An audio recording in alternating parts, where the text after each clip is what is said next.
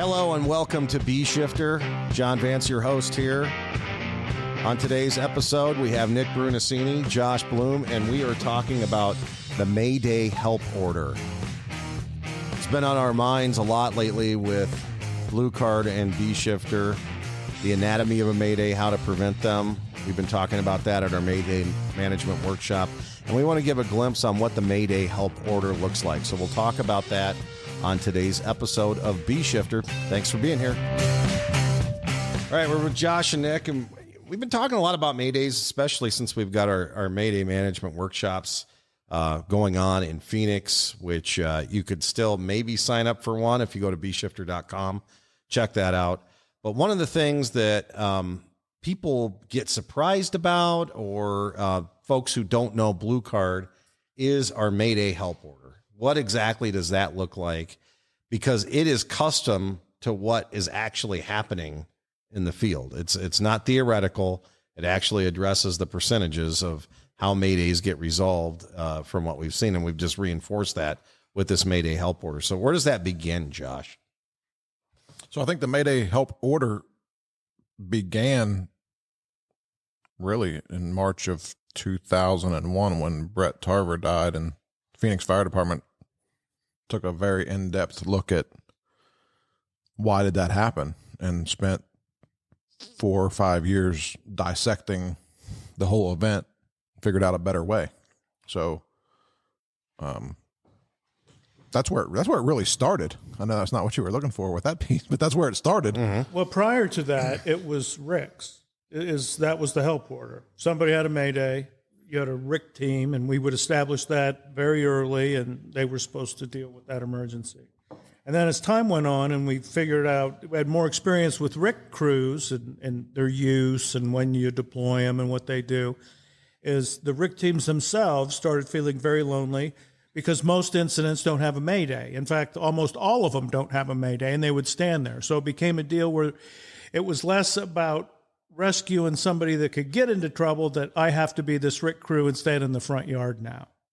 So just the whole approach. And then, like Josh said, when Southwest Super Barkus happened, well, we had 3 or 4 RIC teams that were inside the building trying to get Tarver. Now, the problem is they got Tarver when he was still alive, and it was the crews that went in with him to begin with. When they figured out he's still stuck in the building, they all turned around, went back in, found him, could not rescue him. They were all out of air. It was the end of the thing. It was so, like Josh said, that left us with a major problem with our rapid intervention system. In fact, Steve Kreis, the chief of operations at the time, after the first set of drills, said, "This really looks like we're just practicing the wrong thing a lot harder." This is it didn't work there. It doesn't work in training. And it's good intentions. It was a good idea, but it just in practical application didn't work. And that's where the help order was born. Is well, what does work? And then that's what we were left with. Yeah. So the help order starts with the incident commander. When that firefighter says Mayday, Mayday, Mayday, and they give, through a CAN report or whatever your firefighter is using, whatever information comes out, who they are, where they are, what they need, how much air they maybe have, the incident commander starts to talk to them first. It's the acknowledgement of them calling the Mayday, and then trying to get that firefighter that's having a problem to help themselves. So, example, if they're lost, just communicating with them, hey, we're coming to get you. What's your air supply? Slow down your breathing. Do you have a thermal imaging camera? Because if you have one of those, it might help you find a window or door, hose line, exit, something. And then going through, whatever other steps apply to that particular event.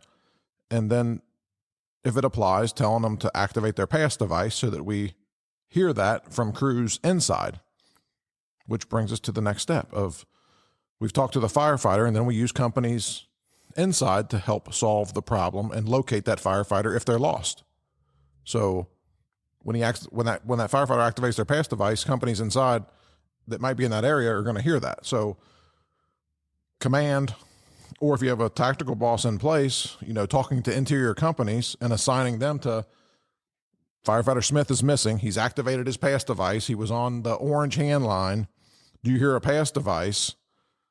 And if a company hears that, yeah, we hear it. And then maybe assigning them to find that firefighter. So the quicker we can find a lost firefighter inside the building, the quicker we can help that firefighter reorient themselves and possibly exit the building.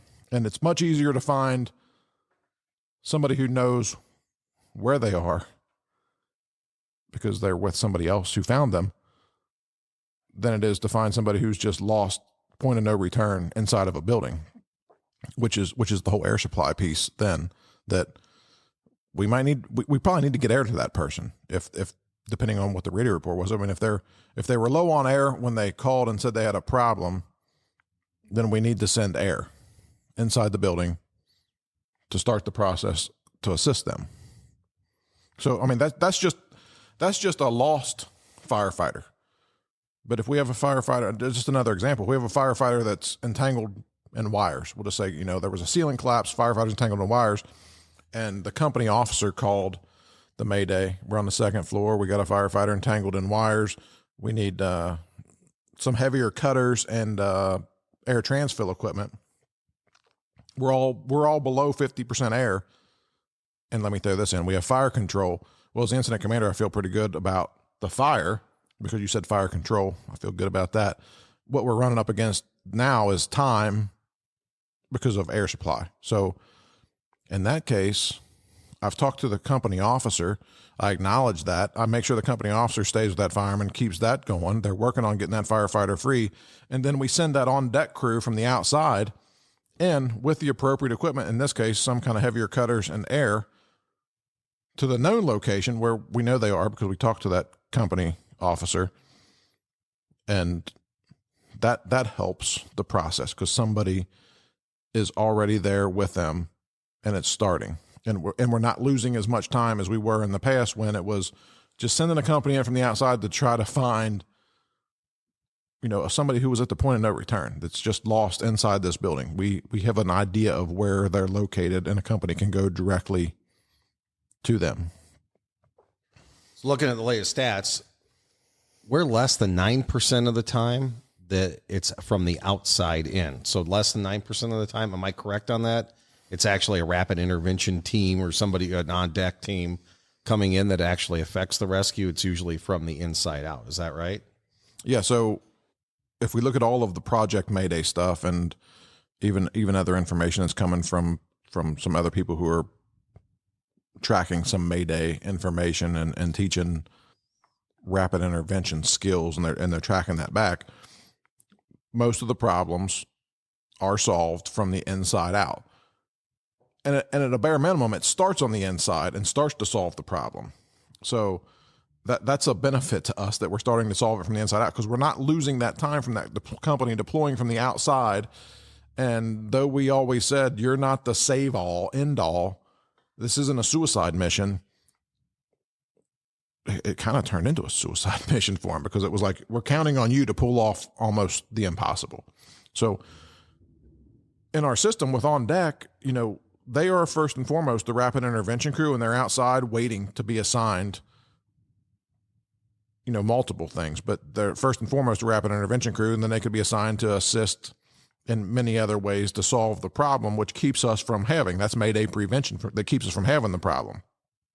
So even though the problem starts to be solved from the inside, it's not that we don't use companies from the outside to assist with firefighter removal or bringing in tools or bringing in the Stokes basket or bringing in that air supply, but no Maydays are created equally.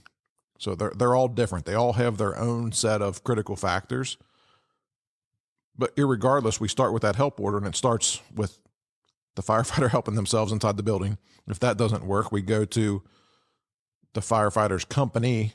What can they do? And if that's not working, we go to another company operating inside the building. What can they do? And the next piece of it is sending that on deck company in from the outside to find that crew. But most often we use the on deck crew or on deck crews to assist with bringing in tools, and then the final firefighter removal, not finding that person and starting to solve the problem. And I think as a disclaimer, we should say there's still rapid intervention skills. It's just not an assignment that you're always going to have rapid. There's a difference between saying this is the rapid intervention crew and it actually being skills that are carried out, right? Yeah, I mean, they call it rapid intervention, and rapid intervention should be a crew that's ready to go right now at the entry point to help to solve the problem. Rapid intervention isn't when you're running around the building, softening the building, putting up ground ladders, cutting off window bars, doing another 360, all of those things. When it's cost and time, they're not ready to go. And that's something that was a takeaway from the whole recovery process with Brett Tarver, is how long did it take companies to deploy when they were the rapid intervention crew, when they were maybe doing some other skills or some other things, or they missed radio traffic. So with the on deck whole piece, crews are going to be engaged because they know that they're the next one to be assigned, not just to stand there and be rapid intervention, but if a company says they need another hand line, then they're going to get that assignment as long as it's in that sector division. Or if they need whatever support they need, they're going to be the next one to sign. So when we do on deck, it's not maybe just one company on deck. We have a tactical reserve that aligns and matches with how much work is actually happening inside the building too. So we could have multiple companies on deck and in that tactical reserve position, instead of having one crew that we were relying on outside that were doing all these other skills, and we were thinking that they were going to go inside and solve the problem. Let's take a quick break.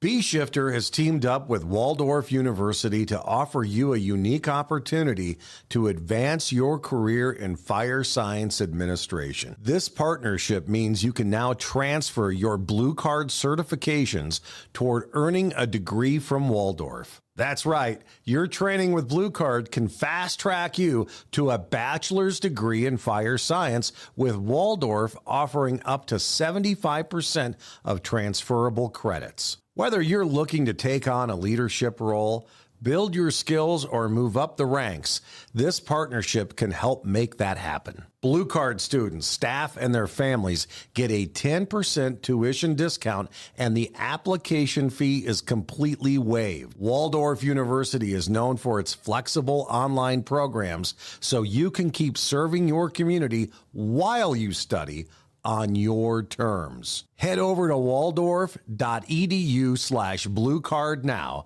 Send in that free application and advance your fire service career with Waldorf University. See, I think that's part of the problem, is when we developed rapid intervention, is we thought we can compartmentalize a firefighter mayday. Because we said, okay, the first thing that happens when there's a firefighter mayday is the radio explodes. Because everybody has a plan on how we're going to fix this. I worked for a fire department that in 1983 had a close call in a sprinkler-controlled fire.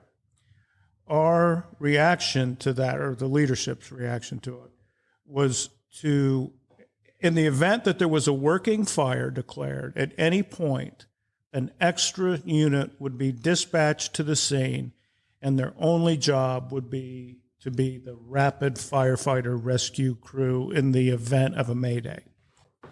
It doesn't work like that. It's not an efficient system at all, because what happens is, okay, rapid intervention is not an assignment to a task level unit. It's the capability shared by the entire response. So when we talk about the help order, well, the mayday starts usually on the inside of a burning building. So then you start drawing a series of circles around the firefighter or crew having the mayday. Well, that's your help order. So it's first, help yourself. Secondly, you're part of a crew, so your crew should help you. Well, part of that with us was, Tarver was lost. That's what happened to him. As we were dicking around inside defensive fire conditions that day, that's what they were doing, with 1.5-inch lines. And they ran themselves out of air, and they came off the attack line. They took too much line in, so they did a set of things that cursed them when everything went to shit. So there were too many. See, it's like critical factors. Is it Southwest Supermarkets? There were literally thousands of critical factors falling out of the sky. The big ones are the building's going to burn down. Ain't nothing you can do to stop it. Come get your guy. I dare you. So there was too much happening, and the flywheel blows up on the operation. So then it becomes every firefighter for themselves at that point. So we come out of Southwest Supermarkets fully understanding what that looked like.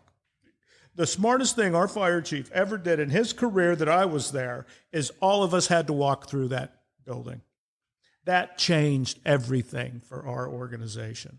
There were no more doubters or naysayers, and if there were, they were dismissed and put into a closet somewhere while the rest of us could go to work trying to fix it. So that's where the help order was born, was out of that. And we started going down that road doing drills and the rest of it. And then you would start running into safety officers and RIT instructors at these classes we were having and talking about what happened at the thing. And they all were having cows over this. No, you can't stop doing this. And this is so important. You think, well, yes, it is, but not in the way that you see it happening. This isn't an individual assignment. Like this was going to be like a bunch of people's in to be rescue squad firefighters. No, I'm RIT and I got a pin and a patch and a tattoo and I take care of my brothers and blah, blah, blah. I think they don't work like that, pal. So that's really kind of was where Blue Card was born. We thought, no, this RIC thing don't work. The first people, I said it earlier, the first people to put their hands on Tarver were the crews that went in with him in the beginning. They knew where he was. They'd been with him. Let's go get him. The RIT crews were all doing rope searches and searches off lines and fucking running out of air 150 feet into a defensive fire. The RIT crews were sending maydays 5 minutes after they went in the building. So that's the other thing. It's like a rapid intervention crew isn't a robot that can go in and save us in hostile conditions like that. So the RIT teams have got to somehow fight through the same shit that caused the mayday in the beginning of the thing. So if it was something that happened because the building collapsed or you got trapped by wires or whatever it is, that's why in extended rescue operations, it's normal to get a mayday from the rescuers having their own issues. So it ain't a pleasant experience. That's why we say prevention. It's 99-cent prevention, and in the event that you have a mayday because you were preventing it, is it something you can recover from and get out of its way before it kills you? I would say looking back in the late 90s and early 2000s too, and I was on a couple of aggressive departments, either we would assume that we had rapid intervention set up because there was a team assigned. We could do a whole bunch of stupid stuff because they're going to come in and save us if we get in trouble. So our safety system was way out of whack on the interior to begin with, or we were so short-staffed that by actually staffing that RIT team meant that we had other things on the fire ground not getting done. I mean, we would just ignore other things that were essential to a safe operation. Well, and it started to become out of control. It's like the RIT thing became its own deal. So it became almost its own industry overnight almost. It didn't take that long. And you would run into people and say, no, if you have a working fire, you need 3 engines and a ladder as your RIT team. And you're like, you're going to pull 4 pieces of frontline equipment out of service to stand by? So now you got the kid that falls in the pool, and I had the unit that normally would have responded to that is now standing with their thumb up their ass as a RIC team in front, putting a tarp down so they could put all the extrication tools on it. Just in case. No, what are you doing? Go in and put the fire out, man. If you put as much effort into fire control as you did this other silly dress-up game you want to play on the outside, you wouldn't need it at that point. So an ounce of fire control is worth a pound of mayday prevention. And if you wind up at a scene that you have bars on the windows or a structure that needs to otherwise be forced open or whatever, how do you deal with that? Well, it's an assignment, so prior to RIT or RAT or FAST or whatever it was, that was simply an assignment. And then this whole RIT, RAT, FAST thing morphed into its own thing, like Nick said before, that it became something else. And then people made it like, oh, we're a special company and we do whatever we want. Well, all of those things of softening the building, putting up ground ladders, hey, cut these window bars off. It's support work that comes from truck companies. So it's an assignment. Command a ladder 4. I want you to put up some ground ladders on the Charlie side and cut off those window bars. When you're finished, let me know. It's as simple as that. Not, we're going to cut all these window bars off for the next 20 minutes and put up 37 ground ladders over the next 10 minutes. And by now your fire's out, or the fire's getting much bigger because we were putting up all these ground ladders and we really needed another hand line to just put the fire out. Or here's another one. Activate the Ritz. Well, during the Southwest supermarket, what they needed was ventilation, because you have 25,000 square foot grocery store with smoke and heat to the floor. It's too hot in here to operate. We boom, boom, boom. They had ladder crews trying to cut the roof off the thing. The next form of ventilation was taking out the glass in the front. What happened after they opened the roof and took all the glass out in the front?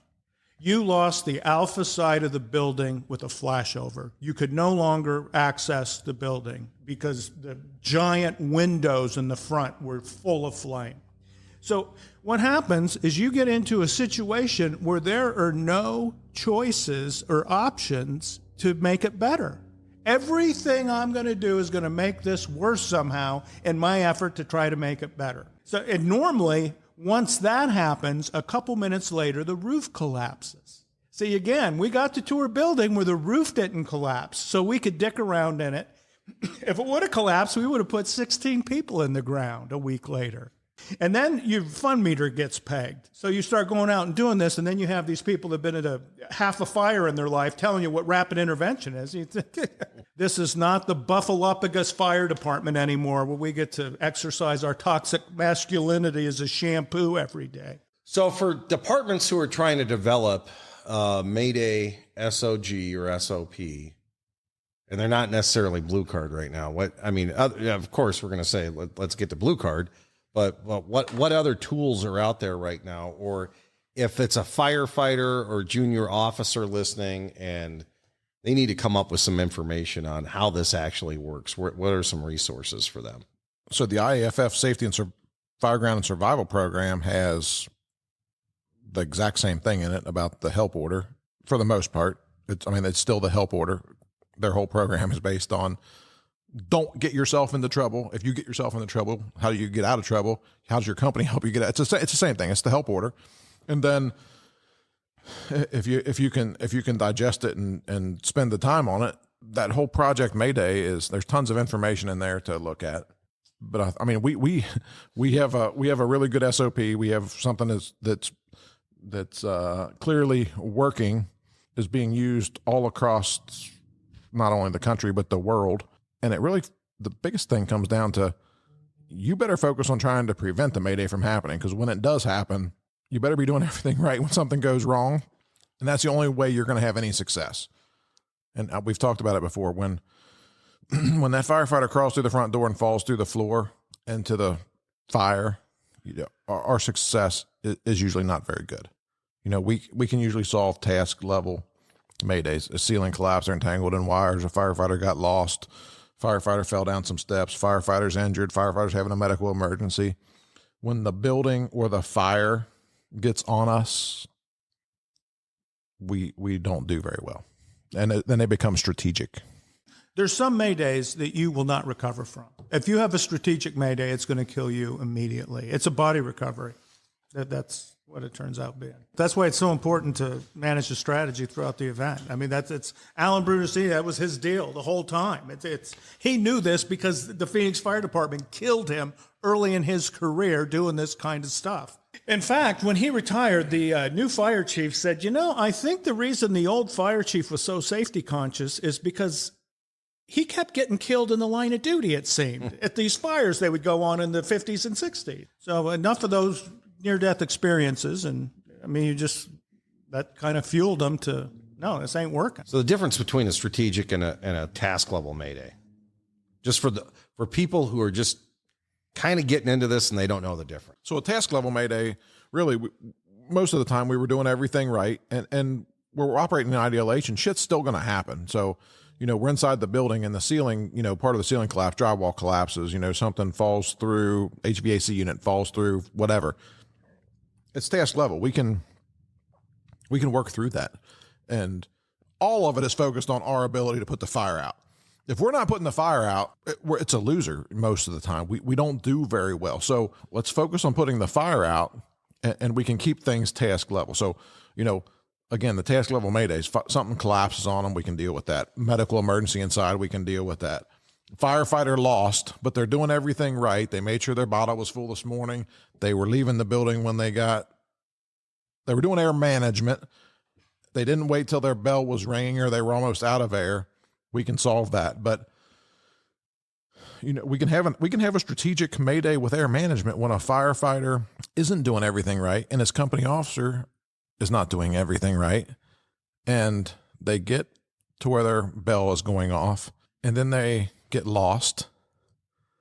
And then it becomes line of duty death because they got lost in this building. But there was an opportunity to fix that by the firefighter and the company officer, because if they were just doing air management, they just waited. They just wait too long. So they're not doing everything right. And then when something happens, there's no chance. You have a very small window to try to fix it because we're running out of time.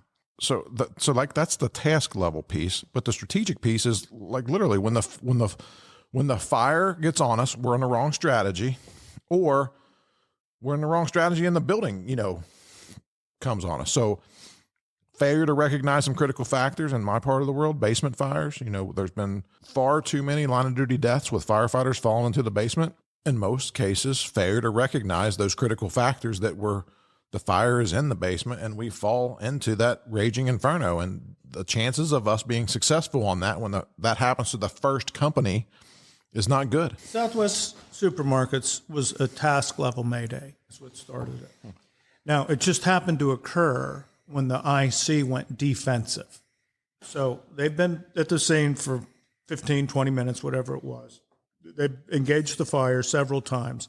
And now they figured out where the fire is and that they're not going to put it out using the offensive strategy. You're not going to put it out with the tack lines. You're not going to put it out with master streams. It's going to burn for the next couple hours. That much you're going to do about that. So IC, give me emergency traffic, going defensive, everybody out. Tarver's company gave a par. When the officer came out, just based on the conditions and the way we operated back then, he thought he got all of his kittens out and they just split when they got outside because that's what we would do. Okay, ollie, I'm free, they run off. So Tarver comes back and says, no, I'm still in the building, come get me. So now you're having to do a mayday operation in a defensive fire in a grocery store. So that's strategic now. Now I have a strategic level mayday. And the IC knew it. So at one point in the command post, they had said that he is dead and this is a body recovery and we've got 16 people inside and the attic is fully involved. And this is the last push to get him out. He's not out here, we're finished. So the last push, they got him out, and 10 minutes later, everything fell in. So now you had a fire that went over an hour in the attic of this grocery store. And the reason that it didn't collapse is it was made out of gigantic I-beams, basically. So you had a steel roof structure and not a wooden one, which would have been on that model of building in that era. I mean, I think what it was the end of the Second World War. They had a bunch of leftover steel. And they didn't know what to do with it. It hadn't made it to California to make a ship. And they said, we'll make a grocery store in Phoenix with it. So, I mean, we didn't get a lot of steel being used in the 40s in roof construction here. So that's a strategic mayday. If the strategy's wrong, if it's defensive conditions and you've got offensive firefight and that building starts, like Josh says, either to flash over or to fall on top of you, everybody assigned to that hazard zone is at risk of being injured or killed. When we look back in time, we'll talk about it on another podcast down the road, but there's been plenty of fires that started out offensive. The fire department was doing exactly what every fire department would do. And the failure to recognize we should have changed strategies. And then we start having maydays And most of those result in, Nick, as you kind of alluded to, Phoenix, lucky they didn't kill 16 people. But when we look back on some of these other events, they've resulted in multiple line of duty deaths. So that's fair to recognize that we might have started in the offensive strategy, but we shouldn't still be in the offensive strategy. But we keep pushing. That first Mayday happens and it's too late.